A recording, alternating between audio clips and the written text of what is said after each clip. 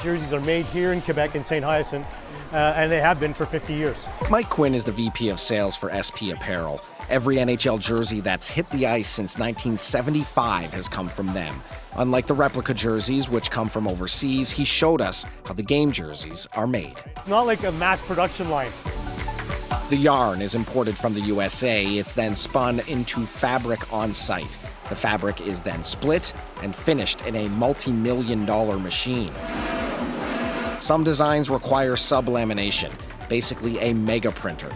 Then everything is cut. A typical NHL jersey is around 100 separate pieces that are all stitched together by hand. The logos come pre-made from China. They are pressed into place, then secured by a worker with stitches. The last step is quality control before packing and shipping. From beginning to end, right? It's being made here. We're very proud of that.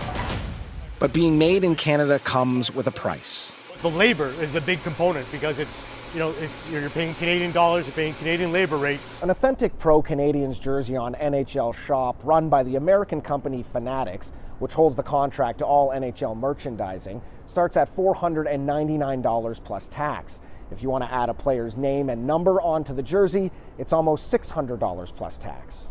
What's more, with 25 of the NHL's 32 teams based in the U.S., nearly 80% of everything made for the league in Sainte-Hyacinthe could be hit with tariffs. A 25% increase in the cost of a jersey to a Fanatics.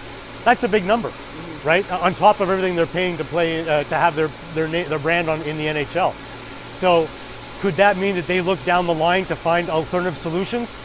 They probably will. Trump all along said, we want those jobs to come back to the U.S. like they were in the 1970s and 1980s.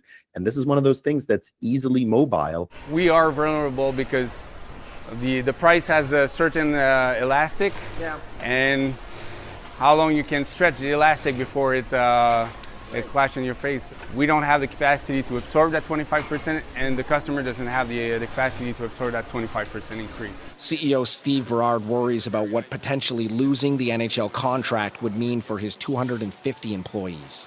We have a very good relation with the NHL. They really appreciate the product. They really appreciate the fact that it's made in Canada. It totally makes sense, once again. But there's always the elastic that we're talking about. If they relocate to the U.S. and there is this wave of patriotism right now, do you decide then that you're going to boycott your Habs jersey, your Oilers jersey? I don't know that this is the type of thing that's going to really make the NHL pause beyond just it's a business decision. In the end, the NHL doesn't have the final say on where the jerseys are produced. Its partner, Fanatics, does.